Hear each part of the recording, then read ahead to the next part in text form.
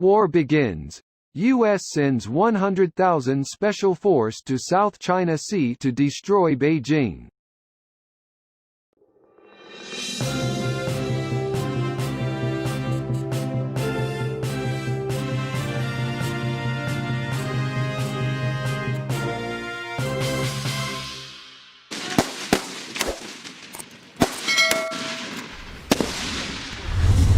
Several thousand U.S. troops leaving permanent stations in Germany will soon be redeployed to the Asia-Pacific region to counter Chinese power from locations including Guam, Japan, and Hawaii.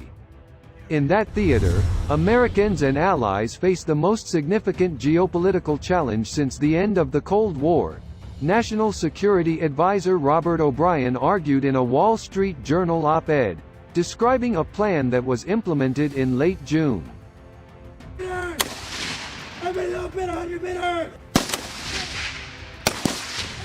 The implicit suggestion that U.S. forces have not been deployed in an expeditionary manner in recent years would be laughable were it not coming from the White House.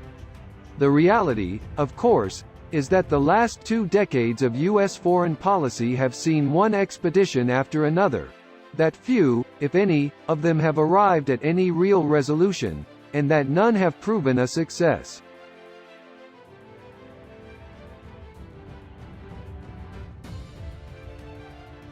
To be sure, this shift will differ in tactics from recent expeditions past, moving from land campaigns to an air-sea battle concept introduced during the Obama years. It will see U.S. forces based relatively safely in U.S. territories and on Allied soil and not, as in the Middle East and North Africa, significantly in nations subject to civil war, insurgency, terrorism, and U.S. and/or other foreign occupation.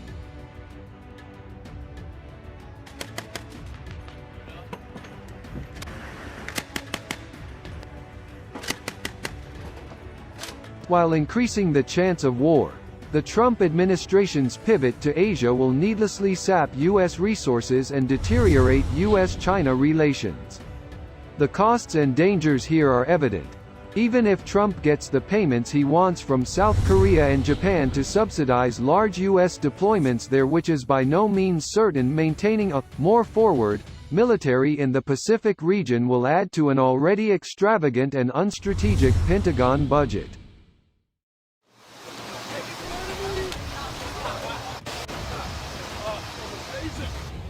China's reaction is easily predictable, too. U.S. efforts to curtail Chinese dominance in a region far from Washington but close to Beijing are not appreciated.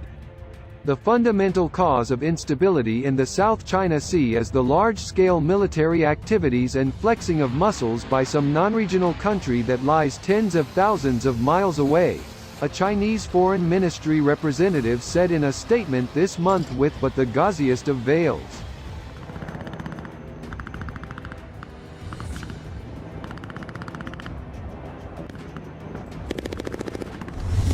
A comment from the Chinese military after U.S. naval exercises in April was more direct, openly accusing the United States of violating international law and Chinese sovereignty, artificially increasing security hazards in the Asia-Pacific area, and creating dangerous opportunities for unexpected incidents. That last bit is as much fact as a threat.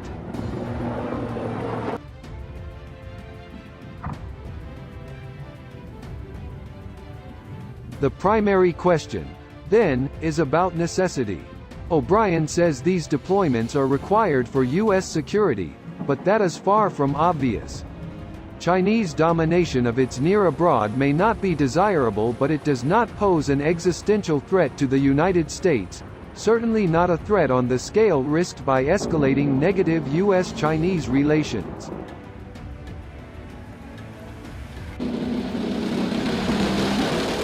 The U.S. spends 2.5 times more than China on its military, and there is no evidence China has ambitions to match or replace the U.S. global military machinery, the Eurasia Group Foundation's Mark Hanna and the Center for International Policy's William D. Hartung explained at CNN this month.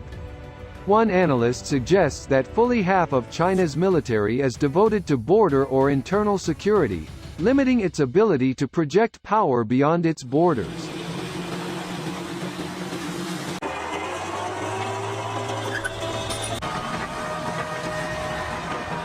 China has a weaker military than the United States, and Beijing is preoccupied with domestic and regional problems and projects.